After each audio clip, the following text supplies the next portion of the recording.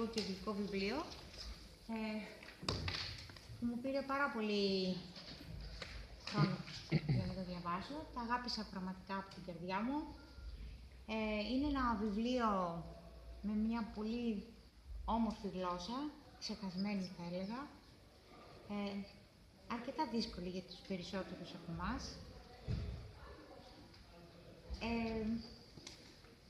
Ένα βιβλίο που είναι διαχρονικό, που θα μπορούσε να έχει γραφτεί πριν από 2.000 χρόνια, θα έχει ισχύει πριν 1.000 χρόνια, έχει ισχύει για σήμερα και θα έχει ισχύει και για μετά από 2.000 χρόνια.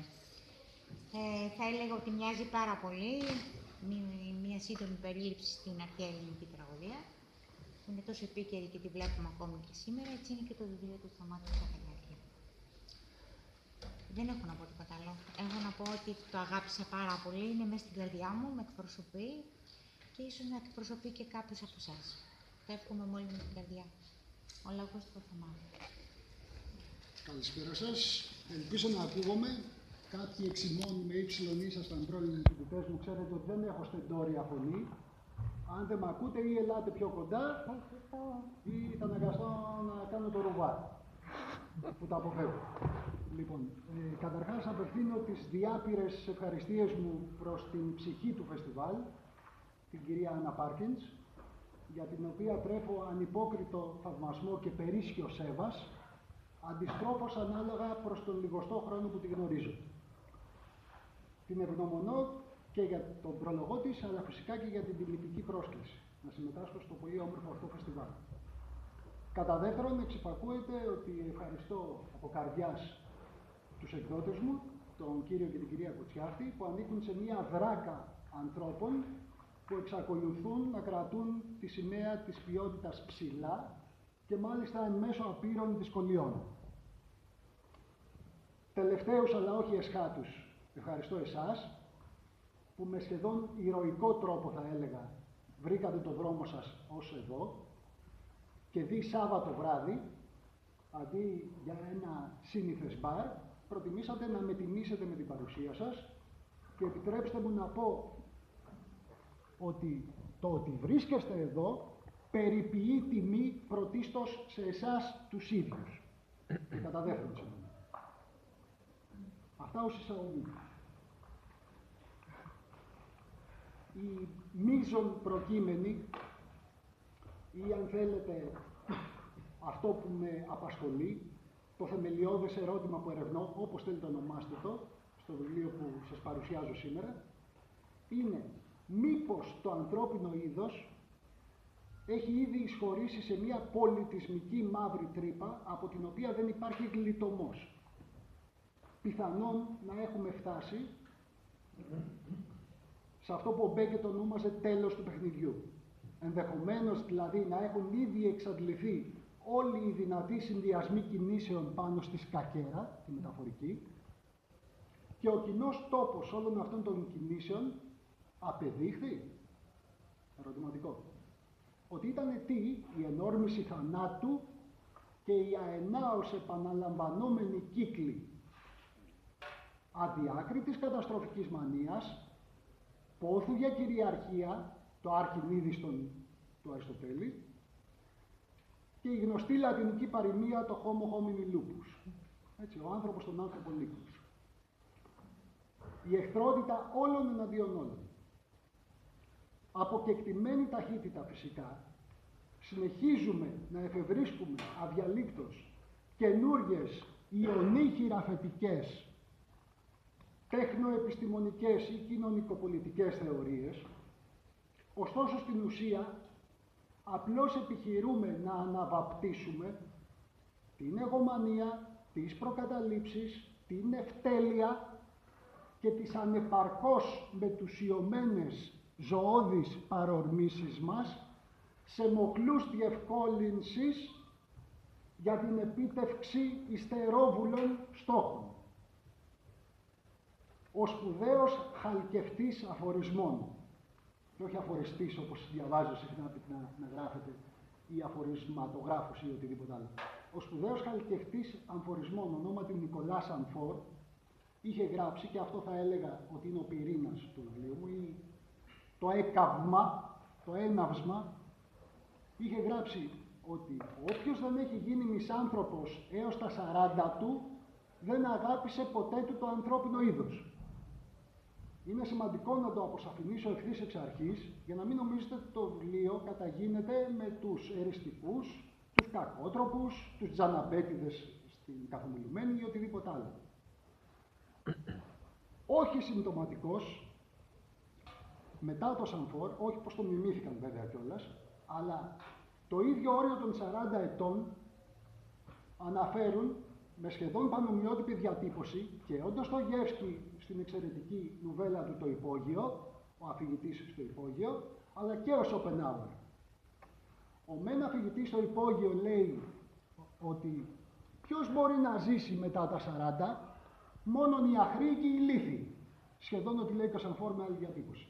Ο δε Σοπενάουερ λέει ότι μέχρι το 40ο έτος ηλικίας, το 1 έκτο της ανθρωπότητας, έτσι, γιατί τόσους εντελώς αφαίρετα φυσικά ο Σοπενάουερ λέει ότι είναι οι αξιόλογοι άνθρωποι, το 1 έκτο της ανθρωπότητας αποκλείεται μετά το 40ο έτος ηλικίας τους να μην έχουν αναπτύξει μια χρειά μισανθρωπίας.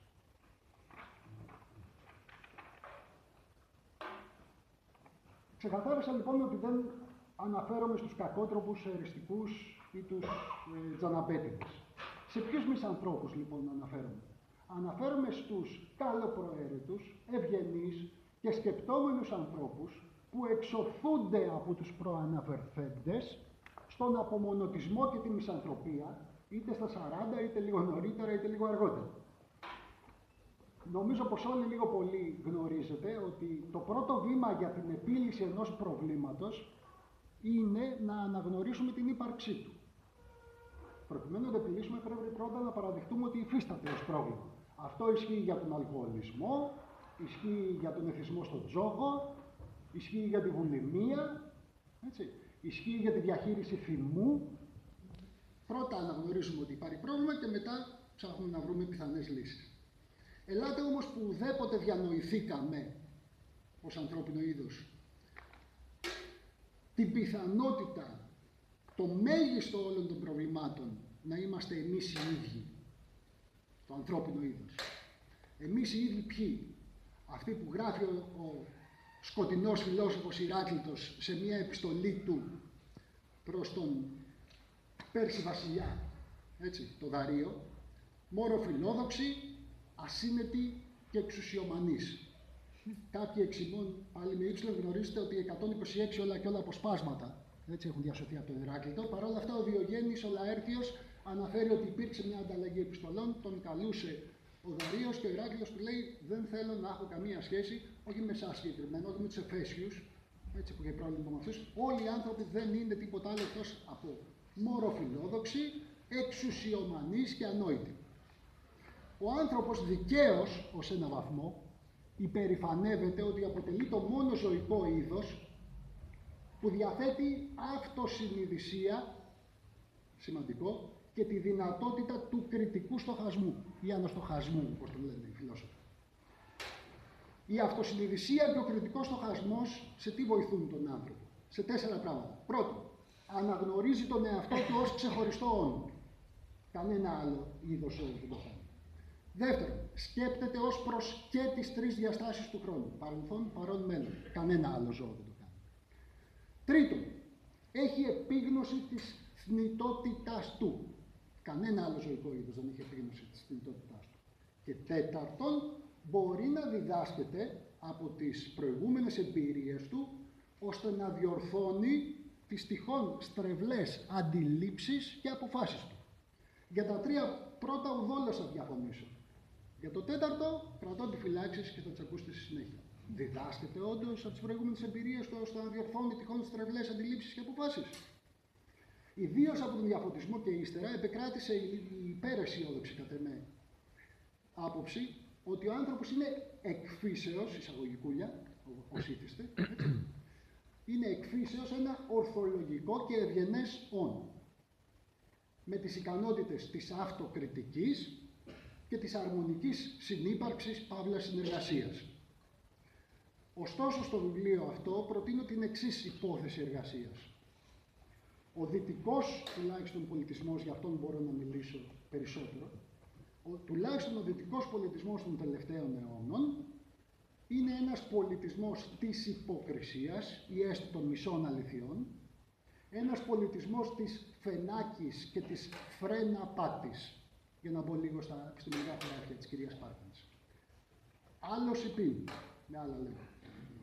Εξαπατούμε και αυταπατώμαστε, και εξαπατούμε και αυταπατώμαστε, εκουσίως και αντελιπώς. Τι εννοώ, κρυβόμαστε πίσω από τους κληροδοτημένους μύθους, και η λέξη κλειδί είναι το μύθος, της τεχνολογικής και επιστημονικής εξέλιξης, του ανθρωπισμού, της αναντίλεπτης προόδου σε ζητήματα παιδείας, δημοκρατίας, ανθρωπίνων δικαιωμάτων, αλλά συνάμα εθελοτυφλούμε ως προς τα δύο δομικά στοιχεία της ψυχικής ιδιοσυστασίας μας. Ποια είναι αυτά, κατά τον Σοπενάουερ, τον Φρόιντ, πολλούς άλλους πριν από μένα και εμένα, η φιλαυτία και ο παραλογισμός. Τα συνεπακόλουθα αυτών των δύο, τα ξέρετε πολύ καλά, αποφεύγω τις λίστες, αλλά εδώ θα καταφύγω σε μια λίστα. Απληστία, φθόνος, κτηνοδία, φαυλότητα, οπορτουνισμός, αναξιοκρατία της μοδός, η συζήτηση περί αναξιοκρατίας, και η πριμοδότηση της ρηχότητας, της άγνοιας ή της συνημάθειας, της ανοησίας πολλές φορές, πριμοδοτείται και η ανοησία.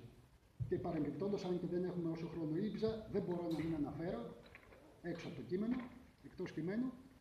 Επί τη ευκαιρία λοιπόν, το πρόβλημα δεν είναι η πλέον διάχυτη ηλιθιότητα καθεαυτή, έτσι, αλλά η απουσία επιθυμίας που διακρίνει ο Συχνάκης για αυτοβελτίωση. Η απουσία επιθυμίας για αυτοβελτίωση από τους περισσότερους. Η έπαρση των βλακών, να το πω αλλιώς. Η ελλειπής αυτογνωσία τους, αν θέλετε. Και αν μιλήσω γρήγορα και δεν έχετε ήδη ζαλιστεί, θα σας δώσω ένα παράδειγμα από ένα νοητικό πείραμα. Κάποιοι από εσάς ήσασταν πρώην φοιτητές μου και ίσως να το είχατε παρακολουθήσει, από νοητικά πειράματα που διεξάγω με σπουδαστές οι φοιτητές μου, που αποδεικνύουν του λόγου μου το αληθές, αν μείνει χρόνος. Δεν αντικρίζουμε λοιπόν, πρεσβεύω, δεν αντικρίζουμε την ψυχή μας στον καθρέφτη. Θανάση, ακούγουμε εκεί πίσω. Δεν αντικρίζουμε την ψυχή μας στον καθρέφτη με καθαρότητα και σκληρότητα, για να χρησιμοποιήσω μια νιτσεϊκή φράση, διότι φοβούμαστε ότι εκεί, στον καθρέφτη, δεν θα δούμε το ιδανικό εγώ μας, Φρόιντ, έτσι. Αλλά, όπως συνέβη με τον νιτσεϊκό Ζαρατούστρα, θα ρεκάξει η καρδιά μας και θα συγκλονιστεί, γιατί αυτό που θα δούμε στον καθρέφτη θα είναι του διαβόλου η μάσκα και το γέλιο του σαρκαστικό. Γι' αυτό αποφεύγουμε να δούμε με καθαρότητα και σκληρότητα την ψυχή μας στον καθρέφτη. Αν όντως είχαμε την ικανότητα και την επιθυμία, συμπληρώνω, και ας μην το έχω γράψει εδώ, να αμφισβητούμε και να επαναξιολογούμε όλες τις αρχές και τις αξίες μας, όπως Συχνάκης παριστάνουμε ότι κάνουμε, τότε θα αναθεωρούσαμε ούκο λίγα. Επί παραδείγματι, πρώτον, την αθεμελίωτη πεποίθησή μας ότι υπερτερούμε σε σύγκριση με τα υπόλοιπα έμβια όντα του πλανήτη. Παρεμπιπτόντως, αυτό λέγεται στην επιστημονική ορολογία ειδισμός. Ειδισμός, από το είδος. Έτσι.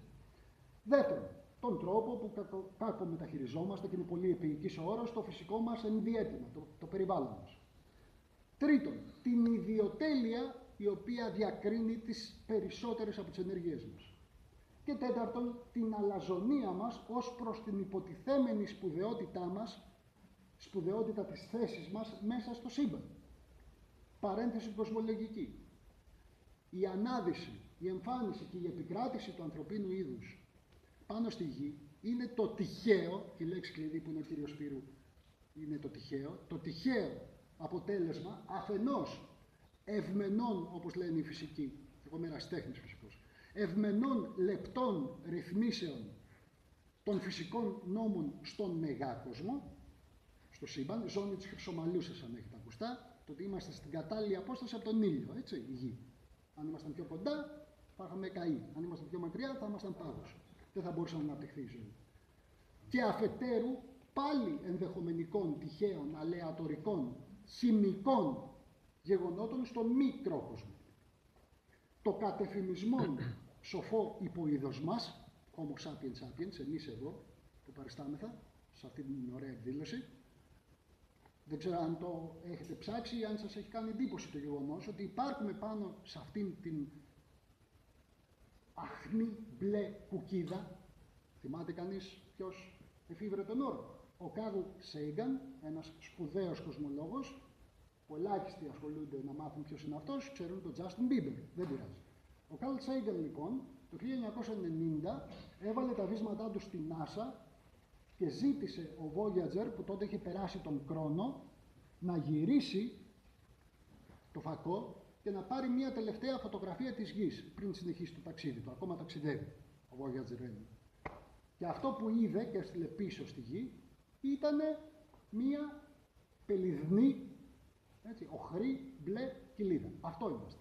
Εμείς λοιπόν, το υποείδος μας υπάρχει μόλις 200.000 χρόνια πάνω σε ένα μπλε κόκκο, έτσι, ο οποίος έχει ηλικία 4,5 δισεκατομμυρίων ετών, παρακαλώ, περιστρέφεται γύρω από έναν εκ των δισεκατομμυρίων αστέρων του γαλαξία μας.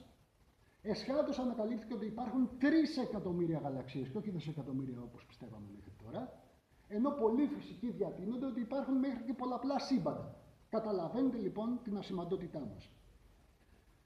Ο ιδιοφυής λοιπόν αυτός εκλαϊκευτής της κοσμολογίας, ο Καρλ Σέιγκαν, χλέβαζε την αλαζονική, ανθρωποκεντρική αντίληψη πως το σύμπαν δημιουργήθηκε για λογαριασμό μας, μία κοσμοθεώρηση δηλαδή, η οποία όπως ίσως γνωρίζετε επεκράτησε στο μέγιστο μέρος της ανθρώπινης ιστορίας. Γιατί διδάχθηκε στα σχολεία εδώ και εκατοντάδες χρόνια, έγινε ένα απόσπαστο κομμάτι όχι μόνο της λογοτεχνίας αλλά και των ιερών κειμένων διαφόρων θρησκειών και επιβλήθηκε κατά εποχές με την απειλή βασανιστήριων ή ακόμα και θανάτου. Συνεχίζει λοιπόν ο Σέιγκαν και λέει: αν ένας πραγματικά ευφυής εξωγήινος μας παρατηρούσε να παραλυρούμε για την υποτιθέμενη παντοδυναμία μας και παντογνωσία μας, θα συμπέραινε ότι ο πλανήτης μας κατοικείται από ηλιθίους. Διεκδικούμε ως είδος ειδικά προνόμια απλώς επειδή έτυχε να γεννηθούμε άνθρωποι και όχι για την όποια αξία μας, ο καθένας και χωριστά ή ως είδος συνολικά. Για όλες τις δυσφορίες του πολιτισμού, για να περάσουμε στον φίλο μας τον Φρόιντ, για όλες τις δυσφορίες του σύγχρονου πολιτισμού, το ξέρετε πολύ καλά, γίνεται και τεράστια συζήτηση στην εποχή μας για το θέμα αυτό, πάντοτε ευθύνεται είτε ο παροιμιώδης άλλος, με αλφα κεφαλαίο, ή το διαβόητο σύστημα, πάλι με σήμα κεφαλαίο. Ουδέποτε τα συγκροτησιακά γνωρίσματα του είδους μας, ή ο παροιμιώδης άλλος ή το επάρατο σύστημα. Μπορούμε να συμφωνήσουμε, εμείς εδώ που είμαστε οι άνθρωποι γενικά, να διαφωνήσουμε, να συμφωνήσουμε ότι διαφωνούμε, να καταδικάσουμε τη βία από όπου και αν προέρχεται έστω και μόνο στα λόγια. Έτσι. Να διεκδικήσουμε μικροβελτιώσεις στο πολιτικό-οικονομικό σύστημα. Να κάνουμε ή να μην κάνουμε πολλά πράγματα. Αυτό που δεν θα αγγίξουμε ποτέ είναι το υπέρτατο ταμπού της μισανθρωπίας. Επουδενήλω. Είναι ταμπού ακόμα και για τον κατάλογο όλων των ταμπού η μισανθρωπία. Είναι χαρακτηριστικό, παρεκβαίνοντο, το ότι στην καθομιλουμένη κάνουμε λόγο για ομή ή βάναυση ειλικρίνεια. Στα αγγλικά υπάρχουν αρκετοί αγγλομαθείς στο μικρό αλλά εκλεκτό κοινό μου, μιλάνε για brutal honesty. Brutal, έτσι. Βαρύς χαρακτηρισμός, αλλά και εμείς λέμε ομή, βάναυση, σκληρή ειλικρίνεια. Έχει κάποιος, δεν ανάγκη να είναι γλωσσολόγος, να αναρωτηθεί, μα αν είναι κάτι που θα έπρεπε να χαρακτηρίζεται βάρβαρο και ομό, είναι το ψέμα. Όχι η ειλικρίνεια. Τι σημαίνει αυτό?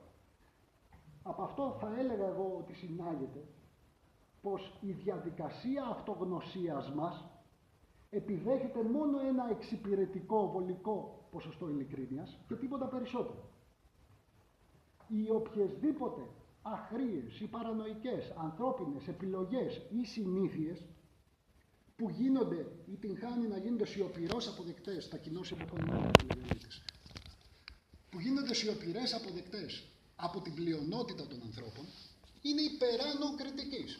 Του τέστην δεν υπόκεινται στη βάσανο του φιλοσοφικού ελέγχου και της επιχειρηματολογίας. Εφόσον έχουμε όλοι συμφωνήσει, αν υποτιθέστο, δεν λέω ότι ισχύει, το ότι εδώ πέρα αρχίσαμε και παίζουμε σφαλιάρες μεταξύ μας, αν αυτό είχε παγιωθεί, θα λέγαμε ότι είναι εύλογο, αποδεκτό, ελάτε να συζητήσουμε από εκεί και πέρα. Τι άλλο να επιλύσουμε για τα φτωχά παιδιά, για οτιδήποτε, για τα ζωάκια, να φτιάξουμε ένα άσυλο. Υπάρχουν λοιπόν ούκο λίγες άχρηες και παρανοϊκές, ξαναλέω, ανθρώπινες επιλογές και αποφάσεις, τις οποίες τις αποδεχόμαστε άκρητα μόνο και μόνο γιατί ό,τι υπάρχει γίνεται αποδεκτό από το γεγονός της ύπαρξής του και μόνο. Και οφείλουμε να συμμορφωνόμαστε προς αυτό, έτσι, γιατί αυτό δικαιώνεται από το γεγονός της ύπαρξής του και μόνο. Καθίσταται θέσφατο, αν θέλετε. Η μισανθρωπία λοιπόν που μελετώ, σίγουρα δεν διδάσκει κάποιο ηθικό κώδικα, το ξεκαθαρίζω, δεν έχει να κάνει με μοραλισμό. Ούτε όμως έχει και κάποιον απαραίτητα ιδεολογικό-πολιτικό προσανατολισμό. Γιατί? Διότι θεωρεί και τα δύο μάταια. Μάταια πώς? Μάταια τουλάχιστον έως ότου αποφασίσουμε να ασχοληθούμε με τις θεμελιώδεις ψυχοπνευματικές ελλείψεις μας ως είδους. Πρώτα πρέπει να γίνει αυτό και μετά να καταπιαστούμε με ιδεολογικοπολιτικά προβλήματα ή οτιδήποτε άλλο. Παρένθεση. Εννοείται πως το δεσπόζον πολιτικο-οικονομικό σύστημα ο καπιταλισμός είναι απάνθρωπος, είναι 9 στους 10 σύγχρονους Έλληνες δεν έχουν να πούν καλά λόγια για τον καπιταλισμό. Και ίσως και περισσότεροι από 9 στους 10 έχουν να καταλογίσουν ούκο λίγα και στον πάλε ποτέ υπαρκτό σοσιαλισμό. Και άλλοι αρμοδιότεροι εμού μπορούν να αναπτύξουν το εν λόγω θέμα. Αυτό που εγώ γράφω εδώ και υποστηρίζω είναι ότι ενδεχομένως το διαρκές και δυσεπίλητο πρόβλημα δεν έχει να κάνει με το οποιοδήποτε πολιτικό-οικονομικό, εκπαιδευτικό, θρησκευτικό ή μεταφυσικό σύστημα, αλλά με τον ίδιο τον άνθρωπο. Ουδής θεσμός, λέξη κλειδί, δύναται να μετατρέψει έναν συμπλεγματικό καιροσκόπο ή αυδηρίτη σε άξιο πολιτικό ηγέτη ή έστω σε δημιουργικό πολίτη. Έτσι, για να μιλήσω πάλι για την αρχαία ελληνική πραγματεία. Ούτε καν σε δημιουργικό πολίτη. Πολύ μάλλον λιγότερο σε άξιο ηγέτη. Ακόμα και οι ωφελημότεροι θεσμοί, που δεν αρνούμε ότι υπάρχουν, καθίστανται πολλάκις, γελοί ή επικίνδυνοι ακόμα, εξαιτίας της ανεπάρκειας όσων είναι χρεωμένοι με τη λειτουργία τους. Όσοι είναι υπεύθυνοι για τη λειτουργία τους, των θεσμών, ακόμα και αν αυτοί οι θεσμοί είναι ωφέλιμοι, μπορούν να τους καταστήσουν γελίους και επικίνδυνους. Την ίδια αδυναμία των θεσμών την επισημαίνει και ο Φρόιντ. Η πλειονότητα των ανθρώπων, γράφει, και εδώ διαβάζω από μέσα, είναι άφρονες και επιθετικοί. Μετουσιώνουν τις ορμές τους σε πολιτισμό, μόνον όταν μια κυρίαρχη μειονότητα τους εξαναγκάζει να το πράξουν. Εμφανίζουν καταστροφικές αντικοινωνικές τάσεις και τα λογικά επιχειρήματα είναι ανώφελα μπροστά στα πάθη τους. Όλα τούτα, συνεχίζει ο Φρόιντ, δεν θα έπρεπε να αποδεθούν σε ελαττώματα των υφισταμένων θεσμών, ούτε και μπορούμε να προσδοκούμε ότι θα εφαρμοστούν στο μέλλον κάποιοι καλύτεροι θεσμοί που θα επηρεάζουν θετικά τους ανθρώπους εξαπαλώνων ήχων από παιδάκια. Οπότε τότε η παραίτηση από τις ορμές θα γίνεται χωρίς άνωθεν πίεση από το πολιτισμικό υπερεγώ δηλαδή, και οι ανθρώπινες υποθέσεις θα διευθετούνται ευκολότερα. Γιατί λέει ο Φρόιντ ότι όλα αυτά δεν είναι εφικτά? Διότι είναι αδύνατο να βρεθούν αρκετοί ανιδιοτελείς εκπαιδευτές. Για να γίνουν όλα αυτά χρειάζονται κάποιοι να μας εκπαιδεύσουν. Είναι αδύνατο να βρεθούν αρκετοί ανιδιοτελείς εκπαιδευτές και δεύτερον είναι αδύνατο να αποφευχθεί η υψηλή δαπάνη ψυχικής ενέργειας σε καταναγκασμό. Χωρίς καταναγκασμό, πιο απλά, δεν γίνεται δουλειά. Η γενεαλογία, όπως ήδη καταλάβατε, εντός εισαγωγικών, γενεαλογία των διανοητών από τους οποίους εμπνέομαι, για να μιλήσω για τους πιο πρόσφατους ή και σύγχρονους, περιλαμβάνει μεταξύ άλλων πεσημιστές όπως ο σύγχρονος φιλόσοφος John Gray, ο σχετικά πρόσφατος σπουδαίος Ρουμάνος φιλόσοφος ο Εμίλ Σιωράν ή Τσοράν, οι οποίοι είχαν ως πατέρα τους, υπό μία έννοια, τον Φρόιντ, ως τρελοθείο τους τον Νίτσε και ως παππού τους τον Σοπενάουερ. Και πριν από αυτούς φυσικά υπάρχουν κι άλλοι, δεν έχουμε αρκετό μάλλον χρόνο για να μιλήσω για αυτούς. Σπουδαίους μοραλιστές ή όχι γνωμικογράφους όπως τον Λαροσφουκό, τον Γκέρουγκ Λίχτεμπεργκ, το γνωστό σε όλους θέλω να ελπίζω τον Σουίφτ, τον λογοτέχνη και πάει λέγοντας. Όπως και σε κάθε άλλη οικογένεια, έτσι και σε αυτή τη γενεαλογία που εκ του προχείρου συστήνω τώρα, εδώ μπροστά σας, υπάρχουν διαφωνίες, έτσι. Δεν υπάρχει μία κοινή συλλογιστική γραμμή μεταξύ αυτών. Διαφωνίες άπειρες. Μπορώ, επί παραδείγματι, να αναφέρω το αν ο ίκτος συνιστά το μοναδικό μη εγωιστικό ηθικό κίνητρο, όπως πίστευε ο Σοπενάουερ, ή αν πρόκειται για κάτι το επιβλαβές, όπως έλεγε ο Νίτσε. Αν ο κόσμος διέπεται από μία θέληση για δύναμη, όπως έλεγε ο Νίτσε, το ξέρετε όλοι, ή από μία βούληση για ζωή, όπως έλεγε ο Σοπενάουερ. Αν υφίσταται ένας πόλεμος εναντίον όλων, όπως έλεγαν από κοινού Φρόιντ και Σοπενάουερ, ή αν ο πόλεμος υφίσταται ανάμεσα στην ηθική του κυρίου και την ηθική του δούλου, όπως έλεγε ο Νίτσε. Για να βγάλουμε λοιπόν τον αγαπημένο μου κατά τα άλλα τρελοθείο έξω από την εξίσωση και τη γενεαλογία, ο Νίτσε διαφοροποιείται από τους άλλους δύο, Σοπενάουερ και Φρόιντ που κυρίως με απασχολούν, πρωτίστως για δύο λόγους. Γιατί διαπνεόταν, όπως γνωρίζετε, από το όραμα του μελλοντικού υπερανθρώπου που θα δώσει νόημα στην ύπαρξη κτλ. Και δεύτερον, γιατί διαπνεόταν από την υπεροπτιμιστική κατ' εμέ ιδέα της διονυσιακής κατάφασης της ζωής. Αυτό είναι κυρίως η διαφωνία του. Αντιθέτως, Σοπενάουερ και Φρόιντ θεωρούσαν, βαριά κουβέντα θα πω, αλλά θα την πω, την είπαν αυτοί πρώτοι. Σοπενάουερ και Φρόιντ, εν αντιθέσει με τον Νίτσε, φρονούσαν ότι ο στόχος της ζωής είναι ο θάνατος. Οι συντηρητικές ορμές των ανθρώπων, όπως και των ζώων, δεν αποσκοπούν στην εξελεκτική τελειοποίηση, έγραφε ο Φρόιντ, αλλά στην επιστροφή στην πρωταρχική κατάσταση της άψυχης ύλης. Με άλλα λόγια, η φροηδική έννοια της ενόρμησης θανάτου, δεν μπορεί, θα την έχετε ακουστά οι περισσότεροι, επαληθεύει τη θέση του Σοπενάουερ πως η ζωή αποτελεί απλώς ένα καθήκον που πρέπει να εκπληρωθεί. Δεν θυμάμαι πού, κάπου γράφει, είναι εξαιρετικό να πεις για κάποιον defunctus est, απεβίωσε, εξεμέτρησε το ζήν. Γιατί αυτό σημαίνει ότι εκπλήρωσε το καθήκον του. Πάλι δεν ξέρω αν έχω αρκετό χρόνο. Κάποιοι κατηγορούσαν τον Σοπενάουερ και λένε: ωραία όλα αυτά που λες, αλλά γιατί δεν αυτοκτονείς? Γιατί κοιμάσαι με ένα όπλο κάτω από το μαξιλάρι σου? Και έδωσε την εξαιρετική απάντηση του Σοπενάουερ: όταν κάποιος σας ρωτάει πού βρίσκεται η Πανεπιστημίου, του δείχνετε προς τα που είναι η Πανεπιστημίου, δεν πηγαίνετε μαζί του. Ο Σοπενάουερ τους έδειχνε τον δρόμο. Δεν σημαίνει ότι έπρεπε να αυτοκτονήσει για να πείσει ότι πιστεύει σε αυτά που έγραφε. Όπως λοιπόν ο Σοπενάουερ δηλώνει ότι η θλίψη και η οδύνη αποτελούν τον κανόνα στη ζωή, έτσι και ο Φρόιντ, υπό μία έννοια ο γιος του, θεωρεί πολύ ευκολότερο το να μας βρει η δυστυχία παρά η ευτυχία, και αυτό γιατί ο πόνος μας απειλεί από τρεις πλευρές. Από τη φύση, το καταλαβαίνετε, από το σώμα μας το ίδιο, η μισή από εμάς σίγουρα πονάμε κάπου αυτή τη στιγμή, πρωτίστως όμως από τις σχέσεις μας με τους άλλους ανθρώπους, οι οποίοι κάθε άλλο παρά αξιαγάπητοι είναι, έγραφε ο Φρόιντ. Επιπλέον, οι ηθικές απαγορεύσεις που μας επιβλήθηκαν από το πολιτισμικό υπερεγώ, θεωρούσε ο Φρόιντ ότι αποδεικνύουν την κακότητα και την ευτέλεια που υπάρχουν μέσα μας. Ενώ η εντολή ούφων εύσης επιβεβαιώνει ότι καταγόμαστε από αμέτρητες γενιές ανθρώπων που είχαν τη δολοφονική δίψα στο αίμα τους, όπως ίσως και εμείς σήμερα. Όπως αναφέρει ο μπαμπάς του Σοπενάουερ, ο πυρήνας του εαυτού μας ταυτίζεται με τον ανεφορίον εγωισμό. Και αν μπορούσαμε να αντικρίσουμε την ψυχή μας με καθαρότητα και σκληρότητα στον καθρέφτη, θα ομολογούσαμε ότι ο άνθρωπος επιθυμεί να είναι ο κυρίαρχος όλων, να διαθέτει τα πάντα, να αντλείδωνει από το κάθε τι και αντιδρά με μίσος και καταστροφική μανία σε οτιδήποτε εναντιώνεται στην εγωπάθειά του.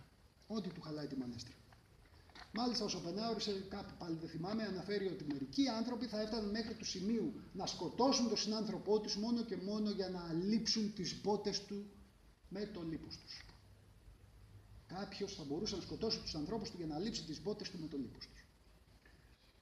Ο Φρόιντ όπως άλλωστε και ο Σοπενάουερ, σήμερα θεωρείται παροχημένος. Οπότε μπορεί να αναρωτιέστε γιατί σας μιλάω για τον Φρόιντ και για τον Σοπενάουερ. Για τον Φρόιντ ειδικά διατείνονται ότι ο λόγος που θεωρείται παροχημένος είναι επιστημονικός τεκμηριωμένος και έχει να κάνει με την πρόσφατη ανάπτυξη της γνωστικής νευροεπιστήμης και με την προσήλωση των περισσότερων στην υποτιθέμενη βιολογική βάση των ψυχοπνευματικών διεργασιών. Τουναντίον, εγώ στο βιβλίο μου υποστηρίζω ότι η απαξίωση του Φρόιντ οφείλεται περισσότερο στις μισανθρωπικές και πεσημιστικές πλευρές του ύστερου έργου του όριμου έργου του. Ήτι στην άρνησή του να ασπαστεί την διαφημιζόμενη από τον διαφωτισμό και ύστερα σύμφυτη ευγένεια και ορθολογικότητα του είδους μας. Λαμβάνοντας ως σημείο κίνησής του την ρηξικέλευτη σοπεναουρική ιδέα ότι δεν ταυτίζεται η συνείδησή μας και η σκέψη μας, για να το κάνω δηλαδή πιο απλό, η ρηξικέλευτη ιδέα του Σοπενάουερ που ενέπνευσε τον Φρόιντ είναι ότι συχνά και οι σεξουαλικές ορμές μας και οι παράλογες επιθυμίες μας, οι εγωιστικές επιθυμίες μας, λειτουργούν ανεξαρτήτως του συνειδητού στοχασμού μας, με αποτέλεσμα να εναντιώνονται στις δηλούμενες ηθικές και λογικές προθέσεις μας. Έτσι. Με αφορμή λοιπόν αυτές τις σοπεναουρικές ιδέες, ο Φρόιντ διερεύνησε τις σκοτεινές, ερευώδεις και αχαρτογράφητες περιοχές του νου μας και διαφώτισε τον διαφωτισμό, αν μου επιτρέπετε να το πω, ως προς το ανεπίτευκτο πολλών από τους προγραμματικούς στόχους του διαφωτισμού και έδειξε, φώτισε ο Φρόιντ επίσης τα όρια των ιδεωδών που επικαλείται ο διαφωτισμός. Του τέστην, στην πραγματικότητα, αυτό το οποίο η νεωτερικότητα δεν συγχώρεσε ποτέ στον Φρόιντ ήταν η επικίνδυνη για τις αυταπάτες μας. Πώς ξεκίνησα? Εξαπατούμε και αυταπατώμαστε. Ο Φρόιντ λοιπόν κατέριψε την επικίνδυνη για τις αυταπάτες μας, ή μάλλον προώθησε την επικίνδυνη για τις αυταπάτες μας άποψη ότι η πρωταρχική ανθρώπινη κατάσταση είναι η χρήση είτε ομής είτε συγκεκαλυμμένης βίας κατά τις συγκρούσεις ανταγωνιστικών συμφερόντων και επίσης ότι το επωνομαζόμενο δίκαιο της κοινότητας εκφράζει απλώς τους μονίμους άνισους συσχετισμούς εξουσίας εντός της κοινωνίας. Ναι μεν βαφκαλιζόμαστε με την ιδέα ότι επαφίεται στην ελεύθερη βούλησή μας να επιλέξουμε ανάμεσα σε δύο αντιδιαμετρικούς πόλους, αγάπη, μίσος, καλό, κακό, δίκαιο, βία. Αλλά οι ορμές αυτοσυντήρησης, κατά Φρόιντ, έρος, και οι αυτοκαταστροφικές ορμές, θάνατος, συμμιγνύονται, αλληλεπιδρούν και ενεργοποιούνται συγχρόνως σε κάθε έκφανση της ζωής μας. Με αποτέλεσμα η επιθετικότητα να στρέφεται είτε προς τα έξω, αποφέροντας ειδονή, είτε προς τα μέσα, γεννώντας την ηθική συνείδηση. Το υπερεγώ. Εν αντιθέσει όμως προς τον Σοπενάουερ, να μια αντίθεση μεταξύ των δύο, που έβρισκε δίωδο διαφυγής στον ασκητισμό, στη μελέτη των Ουπανισάδων, στον Βουδισμό, στον αναχωρητισμό, ας μη συνεχίσω για να προλάβω, ο Φρόιντ δεν έβλεπε καμία διέξοδο για το συμπλεγματικό και φιλοπόλεμο ζώο που λέγεται άνθρωπος. Με αφετηρία λοιπόν τα προαναφερθέντα, και θα σας απαλλάξω σύντομα, βλέπω. Με αφετηρία λοιπόν τα προαναφερθέντα, σε αυτό το βιβλίο μελετώ καλοπροαίρετα όλα τα προτινόμενα ιάματα του σύγχρονου πολιτισμού, με την ελπίδα, πιστέψτε με, να αυτοδιαψευστώ, να διαψευστεί η πεσημιστική και μηδενιστική κοσμοαντίληψή μου, ομολογώ, αλλά εις μάτιν. Λόγου χάρη, ας μιλήσουμε για κάποια από αυτά τα φάρμακα ή φαρμάκια του σύγχρονου πολιτισμού. Και ας ξεκινήσουμε από κάτι απλό, τη φιλία. Ένας από τους μοραλιστές και νομικογράφους πριν και από Σοπενάουερ, ο Λάρος Φουκώ, έλεγε ότι η φιλία δεν είναι τίποτα άλλο, και πείτε μου εσείς πόσο απέχει από την αλήθεια ο αφορισμός του, από μία συγκυριακή αμοιβαιότητα συμφερόντων. 3 λεξούλες τα λένε όλα. Συγκυριακή αμοιβαιότητα συμφερόντων. Ας πάμε σε κάτι πιο σύνθετο από τη φιλία, που έχει να κάνει με τον τομέα του επιστητού που υπηρετώ τα τελευταία χρόνια, την επικοινωνία. Ας μιλήσουμε λοιπόν για την λεγόμενη επιτυχή επικοινωνία, την κοινωνική συνένεση, το συνεπακόλουθο της επιτυχούς επικοινωνίας, το consensus, όπως λέγεται. Σε κάθε διάλογο, δημόσιο και ιδιωτικό, ο καθένας επικεντρώνεται αποκλειστικώς σε εκείνα τα σημεία τα οποία δικαιώνουν την ιδεολειψία και τις βεβαιότητες του. Δεν προσέρχεται σε διάλογο παρά μόνο αν γνωρίζει εκ των προτέρων πως ό,τι και να υποθεί από την εταίρα πλευρά, αυτός θα νιώσει δικαιωμένος για τις ιδεολειψίες και τις βεβαιότητες του. Οι αποφάσεις ή οι αποφάνσεις, να χρησιμοποιήσω κονδυλικό όρο, των συμμετεχόντων στην επικοινωνιακή διαδικασία είναι πάντοτε προηλημμένες. Και ξαναγυρνάω στην κεντρική ρίση της ομιλίας μου, αν μπορούσαμε να αντικρίσουμε με καθαρότητα και σκληρότητα την ψυχή μας στον καθρέφτη, θα ομολογούσαμε πως το όντι έτσι συμβαίνει. Έτσι συμβαίνει. Οι αποφάσεις μας είναι προηλημμένες όταν προσερχόμαστε σε οποιοδήποτε διάλογο. Άτομα με αντιμαχόμενες απόψεις συμμετέχουν μεν σε συζητήσεις, σε γόνιμους διαλόγους, δεν μπορώ να μην γελάσω, συμμετέχουν σε γόνιμους διαλόγους διότι απλώς θέλουν να παραστήσουν τους κοινωνικώς πειθαρχημένους ή γιατί θέλουν να βολιδοσκοπήσουν τον αντίπαλο. Όλοι γνωρίζουμε πολύ καλά ότι είναι μάλλον απίθανο, να μην πω σίγουρα απίθανο, είναι μάλλον απίθανο κάποιος από όλους τους συμμετέχοντες να υπαναχωρήσει τελικώς από την αξίωση ισχύως του σε ένα διάλογο. Το ζητούμενο είναι πάντα και για όλους, σχεδόν πάντα και σχεδόν για όλους, η εξουσία. Ξαναγυρνούμε στο άρχιν είδιστον του Αριστοτέλη. Έστω και σε χαμηλό επίπεδο, έτσι, δεν μιλάω απαραίτητα για να γίνει κάποιος πλανητάρχης. Η εξουσία και ή δυνατόν η κατάχρησή της, θα έλεγα. Ο διάπειρος πόθος του καθενός είναι το να επιδείξει εμφατικός και σε όσο το δυνατόν περισσότερους την υπεροχή του έναντι αυτού. Ή αλλιώς ο διάλογος είναι το πεδίο μάχης που επιλέγουν όσοι ξέρουν ότι δεν θα μπορούσαν να επιβάλλουν την κυριαρχική άποψή τους σε ένα σκληρότερο είδος πολέμου. Παναγιώτης Κονδύλης. Αυτό δεν είναι δικό μου. Ας μιλήσουμε για τη φιλανθρωπία. Απολύτως κύβδηλη, δεν το συζητώ. Πρόκειται απλώς για αυτό στο οποίο καταφεύγουν κάποιοι βολεμένοι, κυρίως μέγαλο, αλλά ενίοτε και μικρό αστεί, που αναζητούν έναν αναπνευστήρα για τη βαλτώδη συνείδησή τους, μέσω αγαθοεργειών, όπως λέγεται, ιδίως αν αυτές οι αγαθοεργίες είναι σε θέση να επιφέρουν είτε φορολογικές ελαφρύνσεις, είτε να τους εξασφαλίσουν πρώτο τραπέζι πίσω στον παράδεισο. Για τις θρησκείες δεν θα πω πολλά για να μην θυγεί κάποιος. Πρόκειται απλώς για επινοημένα κανονιστικά μετασυστήματα που αυτοαιτιολογούνται, αυτοδικαιώνονται κι αυτά, σε μια απέλπιδα προσπάθεια να ενταχθεί η κόμικο-τραγική ανθρώπινη ύπαρξη σε μια εικαζόμενη, ανώτερη και αρμονική ολότητα. Οι διάφορες λοιπόν θρησκείες, και ξέρετε σε ποια αναφέρομαι με το κάθε μου παράδειγμα, πείθουν τους πιστούς ότι τους περιμένουν ουροί και πηλάφια στον παράδεισο, ότι ο Αντίχριστος θα μεταστοιχειωθεί σε έναν συγκεκριμένο και όλας τριψήφιο αριθμό καταχωρισμένο σε πληνθείο πυρητίου, μικροτσίπινο αυτό, έτσι. Ότι οι καταστροφικοί τυφώνες, μας λένε οι Ευαγγελιστές Αμερικανοί, δεν οφείλονται στην ανθρωπογενή κλιματική αλλαγή, αλλά στο ότι επιτρέψανε σε μερικές πολιτείες τους γάμους μεταξύ ομοφύλων. Έτσι. Πάλι ξέρετε σε ποια θρησκεία αναφέρομαι. Η εγκόσμια ζωή, λέει μια άλλη θρησκεία, δεν είναι παρά η προετοιμασία για την τελική σύγκρουση με τους απίστους και πάει λέγοντας. Αφήστε τη θρησκεία. Τεχνοεπιστήμη. Όλοι θα θέλαμε να πιστέψουμε στην εγκυρότητά της. Είναι απροϋπόθετη η επιστήμη. Ο Νίτσε, που δεν πρόλαβε να δει αυτά που γίνονται στον 20ο αιώνα, ήδη έλεγε ότι δεν υπάρχει απροϋπόθετη επιστήμη.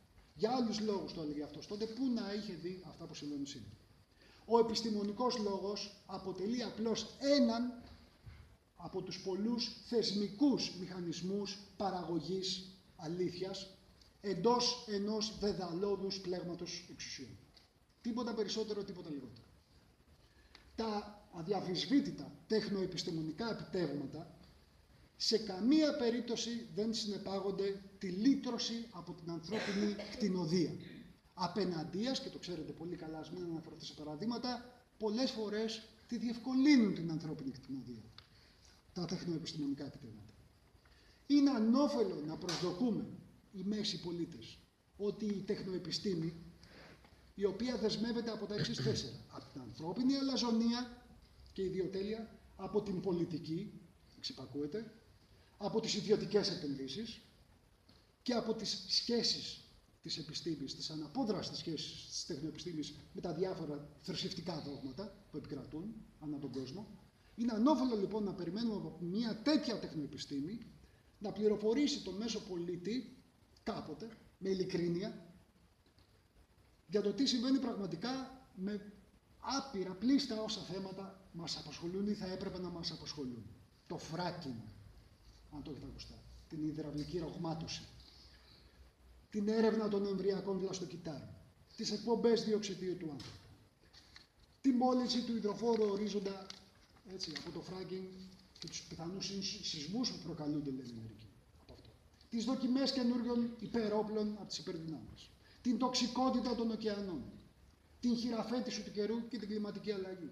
Τα δυνητικώς ολέθρια επιστημονικά πειράματα που διεξάγονται με βιοχημικούς παράγοντες. Τα συστήματα επιθεώρησης που σχετίζονται με την ασφάλεια των μεταλλαγμένων τροφίμων. Δεν ξέρω πόσοι παρακολουθείτε, αλλά η μία μετά την άλλη τις πολιτείες στην Αμερική, οι πολίτες τους, οι ίδιοι οι πολίτες τους, ψηφίζουν εναντίον της καταγραφής στην ετικέτα των τροφίμων αν πρόκειται για μεταλλαγμένα προϊόντα ή όχι. Σαν να μην τους ενδιαφέρει αν πεθάνουν από αυτά. Αλλά ούτως ή άλλως ας μην περιμένουμε από την τεχνοεπιστήμη να είναι ανεξάρτητη και απροϋπόθετη. Μέσα στο βιβλίο αναφέρω ένα μικρό παράδειγμα για μία αρχαιολόγο στον Καναδά, νομίζω ότι προλαβαίνω να σας το πω, αξίζει τον κόπο να σας το πω, Πατρίσια Σάδερλαντ λέγεται αν θυμάμαι καλά, η οποία έτυχε να ανακαλύψει ότι οι πρώτοι άπικοι στον Καναδά ήταν Vikings. Έλα όμως που εκείνη την εποχή που έκανε αυτή την ανακάλυψή της, η κυβέρνηση του Καναδά ήθελε να δώσει έμφαση στις βρετανικές καταβολές της χώρας. Με αποτέλεσμα όχι μόνο να θάψει την έρευνα της Sutherland, αλλά να την απολύσει και από το Μουσείο Πολιτισμού. Στο βιβλίο υπάρχουν άλλα 50 τέτοια παράδειγματα. Δεν είναι ανεξάρτητη και προϋπόθετη η τεχνοεπιστήμη, μην κοροϊδευόμαστε.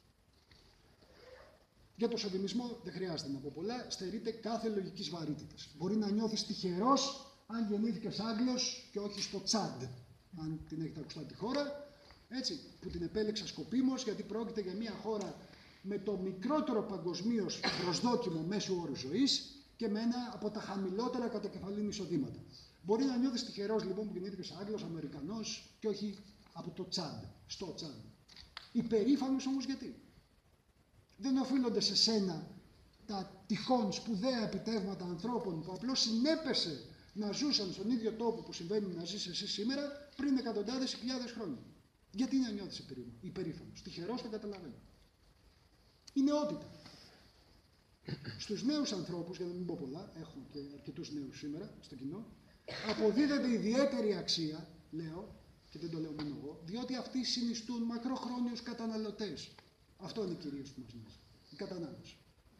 Συνιστούν μακροχρόνιους καταναλωτές. Και ένας δεύτερος λόγος, το ότι έχουμε κυρίως στη Δύση μία εγγενή απέχθεια προς τα γυρατιά. Αυτοί είναι οι δύο λόγοι για τους οποίους πρημοδοτούμε την νεότητα. Η δε απέχθειά μας προς τα γυρατιά, η ευδελιγμία μας προς το γύρας, θα έλεγα ότι είναι γεγονός ενδεικτικό της άρνησης των περισσότερων εξημών να αποδεχθούμε τον μοναδικό εξισωτικό παράγοντα κατά τον Σοπενάουερ. Ποιος είναι ο μοναδικός εξισωτικός παράγοντας κατά τον Σοπενάουερ? Ο θάνατος. Η κυρία Πάρκινς παίρνει το ρούμπο. Δύο λογάκια για τη σύγχρονη τέχνη. Δύο όμως. Πλήρης αποπολιτικοποίηση, είτε είναι καλό αυτό είτε κακό. Τα συνεπακόλουθα σίγουρα όμως είναι δεινά. Απλοϊκότητα, ευκολία, ρηχή επανάληψη. Για να το πω πιο σύνθετα, η φαντασία συνεκβανών προϋπόθεσης της τέχνης. Η φαντασία λοιπόν έχει επικισθεί από την εμπορευματική λογική, όπως σχεδόν τα πάντα σήμερα. Μαζική απέκριση διανοητικών και καλλιτεχνικών προϊόντων υψηλής τοξικότητας. Αυτό είναι σύγχρονη παιδεία. Και αυτά τα απεκρήματα υψηλής τοξικότητας καταναλώνονται από όσους πληρώνουν με τα χαράς, ασμένος, με μεγάλη τους χαρά, για να διασκεδάσουν εορτάζοντας την ατελείωτη αυτοαναπαραγωγή της ηλιθιότητας, της βίας και της υποταγής στην κοινωνία του θεάματος, όπως έλεγε ο Ντεμπόρ, προμισού αιώνος. Και τέλος, κάτι για το χώρο που διακονώ. Την παιδεία και τους, με τα λύπης μου λέω, ερζάτς διανοουμένους του σήμερα. Τα εκπαιδευτικά συστήματα προωθούν τη μερικευμένη γνώση και ενίοτε την άγνοια.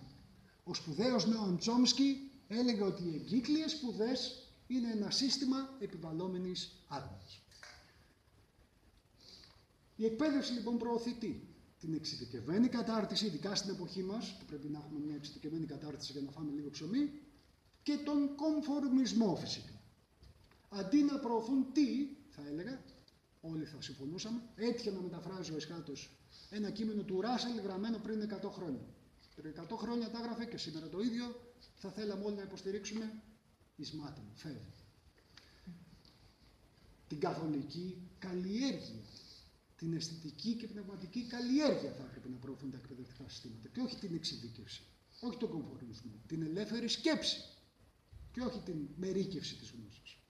Οι περισσότεροι σύγχρονοι διανοούμενοι λοιπόν, για να περάσω σε αυτούς, είναι εργολάβοι ιδεών. Έτοιμοι να προσφέρουν τις προκάτ και ανάλατες λύσεις τους επί παντός επιστητού, ακόμα και για ζητήματα του σειρμού. Πρόκειται για κενούς και επιτιδευμένους στοχαστές δίχως όραμα. Απολύτως εξαρτημένους από το εκάστοτε πνεύμα της εποχής, στο οποίο και προσαρμόζονται με τα χαράς, ούτως ώστε να διαδώσουν στους πάντες τις τυχαίες γνώμες τους και τις ανεμικές ή σκοπίμως δυσνόητες θεωρητικές κατασκευές τους.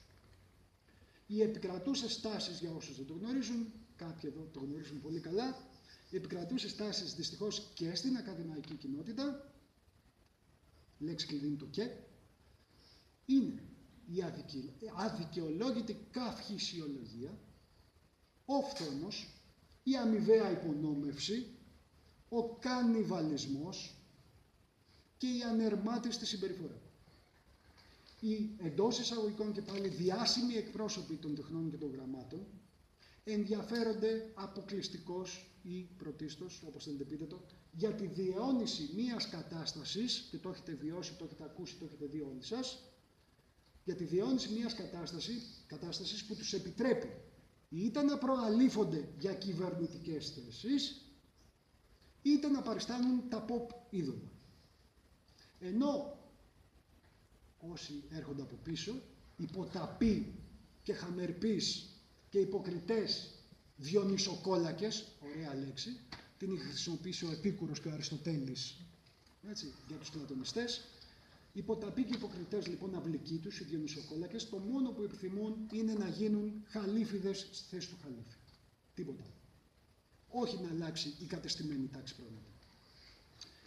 Πολλής λόγος γίνεται εσχάτως, και αυτό θα σας ενδιαφέρει, περί αξιολόγησης και αριστείας. Πρώτο τελευταίο πράγμα που θα πω. Τόσο στην παιδεία, περί της οποίας ομιλώ, τα τελευταία 3 λεπτά, όσο και στους χώρους εργασίας. Ας αποπειραθώ να σκιαγραφίσω την τραγικοκομική αναζήτηση ενός αρχιμίδιου σημείου ως προς το ζήτημα της αξιολόγησης. Και επειδή το έχω γράψει με ένα χαριτωμένο εντός ή εκτός εισαγωγικών τρόπο στο βιβλίο, δεν μπορώ να τον αποστηθήσω, θα σας το διαβάσω από το βιβλίο. Αξιολόγηση στην παιδεία ή στην εργασία. Ποιος αποφασίζει για το ποιοι θα είναι οι αξιολογητές? Πώς επιλέγονται οι κρίνοντες και με ποια κριτήρια οφείλουν αυτοί οι κρίνοντες να πιστοποιούν την επάρκεια των εκπαιδευτών? Τι τρόπο θα εποπτεύονται οι φορείς ή τα άτομα που ασκούν τον ποιοτικό έλεγχο? Ποιοι, και έχοντας ως γνώμονα τι ακριβώς, ορίζουν και κρίνουν τους επιλογείς των αξιολογητών? Επί ποιας αντικειμενικής βάσεως και από ποιον υπέρτατο κίνσορα γίνεται η τελική επισκόπηση των επιμέρους χρησιμοποιηθέντων κριτηρίων, η αξιολόγηση των ελεγκτών και η μετακριτική αποτίμηση όλων των κρίσεων στις οποίες αυτοί προέβησαν. Υπάρχει, με άλλα λόγια, ο παντογνώστης και άσπυλος υπεράνθρωπος που θα εξαλείψει κάθε ίχνος ευνοιοκρατίας ή καιροσκοπισμού σε κάθε στάδιο της ελεκτικής διαδικασίας. Με πιο απλά λόγια, γιατί είσαστε και κουρασμένοι, είναι το προαιώνιο δίλημμα της κότας και ταυγού. Αξιολόγηση αναφανδών υπέρ της. Κάποιος πρέπει να την κάνει. Ποιος? Ποιος θα επιλέξει αυτό που θα την κάνει? Αυτόν που θα επιλέξει αυτόν που θα την κάνει, ποιος θα τον επιλέξει? Αυτόν που θα επιλέξει αυτόν που θα επιλέξει αυτόν που θα την κάνει, ποιος θα τον επιλέξει? Και σε κάθε βήμα με ποια κριτήρια? Και ποιος θα ελέγχει αυτά τα διαδικαστικά βήματα? Και με τι γνώμονα θα τα ελέγχει? Και τους ελεγκτές ποιος θα τους αξιολογεί? Και πάλι κυκλέγοντας. Και κλείνοντας, την ίδια στιγμή λοιπόν που συμβαίνουν όλα αυτά, η παγκόσμια αποβλάκωση, με τα λύπης μου το λέω, δεν χαίρομαι, δεν επιχαίρω φυσικά. Η ευχή μου, όπως είχα πει εκδότριά μου εδώ, αν μπορείτε να τη ρωτήσετε, ήταν να έχω γράψει μπαρούφες και να μας ζητούν οι παλιοί μου φοιτητές και οι φίλοι στην Ομόνια και να το κάψουμε το ρημάδι. Ο πρώτος που θα χαιρόταν θα ήμουν εγώ, πιστέψτε μου. Δυστυχώς όμως, κάθε μέρα, όπως μπορεί να σας επιβεβαιώσει και η ψυχή του φεστιβάλ, τα γραφόμενά μου πολλά εξ αυτών δικαιούμενα. Την ίδια στιγμή λοιπόν που συμβαίνουν όλα όσα προείπα, η παγκόσμια αποβλάκωση και η δικτατορία των ημιβαρβάρων επεκτείνουν. Παραδειγματάκια για να γελάσετε όσο κλείνουμε την παρουσίαση.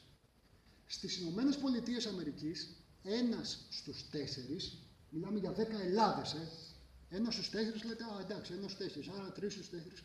Το 1 στους 4 για την Αμερική σημαίνει κοντά 100 εκατομμύρια άνθρωποι.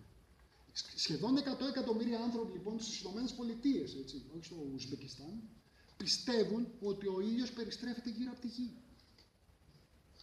Σε πολλές από τις πολιτείες τους έχουν νόμους όπως οι εξής. Απαγορεύεται να έχεις πάνω από 2 δονητές στην οικία σου. Όχι 3, όχι 1, πάνω από 2. Επιτρέπεται να σκοτώσεις μια αρκούδα, αλλά απαγορεύεται να την ξυπνήσεις για να τη φωτογραφίσεις. Υπάρχουν αυτοί οι νόμοι, μπορείτε να το ψάξετε. Ναι. Την καλύψαμε την Αμερική. Ας πάμε στους κινσορές μας, τους Γερμανούς, έτσι, τους τιμητές μας τα τελευταία χρόνια με την κρίση. Γνωρίζετε ότι επιδίδονται αδιαλείπτως στην κτηνοβασία. Γνωρίζετε ότι βρήθη η Γερμανία οίκον ανοχής με ζώα. Το ξέρατε? Δεν το ξέρεις, Γεωργία. Μάθατε. Να πούμε για τους φιλήσυχους και φιλιρινιστές και αγαπημένους σε όλους βουδιστές. Το ξέρετε ότι οι βουδιστές εγκαταλείπουν τα τυφλά παιδιά τους στους δρόμους, τα φτύνουν και τους πετούν πέτρες, διότι πιστεύουν ότι είναι ή δαιμονισμένα ή διανοητικώς καθυστερημένα. Να πούμε για τον ρουσοϊκό μύθο των ευγενών αγρίων. Γνωρίζετε ότι πάμπολες φυλές στην Αφρική ακόμα και σήμερα βράζουν ζωντανούς και τρώνε τα όργανα των αλμπίνων. Αλμπίνοι, αν δεν ξέρετε, λέγονται αυτοί που πάσχουν από αλφισμό, που είναι εντελώς άσπρο το δέρμα τους, άσπρα μαλλιά. Γιατί πιστεύουν ότι τα όργανα τους έχουν κάποιες μαγικές ιδιότητες και αν τα καταναλώσουν θα τους χαρίσουν ευμάρεια. Αυτή είναι η ευγενής άγρια. Να πούμε για τους Ισλαμιστές, ελπίζω να μην μου σκάσει καμιά μπόμπα από πουθενά. Του γνωρίζετε τι συμβαίνει. Εκτελούν τις μιχαλίδες, έτσι, δια λιθοβολισμού και τους ομοφυλόφιλους δια απαγχωνισμού. Και οι παλαιομερολογίτες περιφέρουν τα νεκρά πτώματα. Πολύ ωραία. Να πούμε για όλους εμάς, τους εξελιγμένους και πολιτισμένους δυτικούς. Πόσα εκατομμύρια εξημών με ήττα ξημεροβραδιάζονται έξω από τα πολυκαταστήματα για να αγοράσουν το καινούριο iPhone. Έχω διαβάσει ούκο λίγες ειδήσεις από έγκυρα ειδησιογραφικά site για ανθρώπους που πουλούσαν το παιδί τους για να εξοικονομήσουν τα χρήματα που απαιτούνται για να αγοράσουν το iPhone. Να πούμε και κάτι για τη Σουηδική Ακαδημία που είναι της μοδός. Για την παγκόσμια αποβλάκωση και τη δικτατορία των ημιβαρβάρων. Δίνει το Νόμπελ στον Bob Dylan, λείπει ο εκδότης μου, στον Ρόμπερτ Τζίμερμαν, κύριε Κουτσάφτη, λείπει. Δίνει το Νόμπελ στον Bob Dylan και ποιοι δεν έχουν πάρει Νόμπελ? Ο κατ' εμέ τουλάχιστον σπουδαιότερος λογοτέχνης όλων των εποχών, ο Χόρχε Λουίς Μπόρχες. Δεν έχει πάρει Νόμπελ ο James Joyce. Δεν έχει πάρει Νόμπελ η Virginia Woolf. αν δεν το ξέρετε. Δεν έχει πάρει ένας όχι τόσο γνωστός και σπουδαίος, αλλά αγαπημένος μου ποιητής, ο Ρόμπερτ Φρόστ. Πατρίσια. Δεν έχει πάρει Νόμπελ ο Τολστόι, παρακαλώ. Έτσι. Δεν έχει πάρει ο Γκράχαμ Γκριν και πολλοί άλλοι, αλλά μιλάω για τα μεγάλα ονόματα. Έχει πάρει όμως ο Μπομπ Ντίλαν. Αν δεν είναι αυτό αποχρόσα ένδειξη της παγκόσμιας αποκολοκύνθωσης, τι άλλο είναι?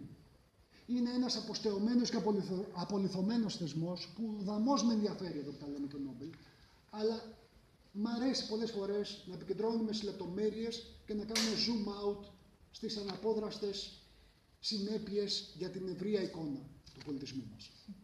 Αν δεν δείχνει την αποβλάκωση, δείχνει το ότι είμαστε όλοι πελατάκια. Προκειμένου λοιπόν το Νόμπελ από ένας απολιθωμένος και αποστεωμένος θεσμός να γίνει trendy, το δίνει σε ένα. Και εγώ ακούω ο Bob Dylan, εξαιρετικός ο Bob Dylan. Αλλά να μην έχει πάρει ο Μπόρχες, ο Τζόις, ο Ναμπόκοφ, ο Ρόμπερτ Φρόστ, η Βιρτζίνια Γούλφ, και να παίρνει ο Ρόμπερτ Ζίμερμαν.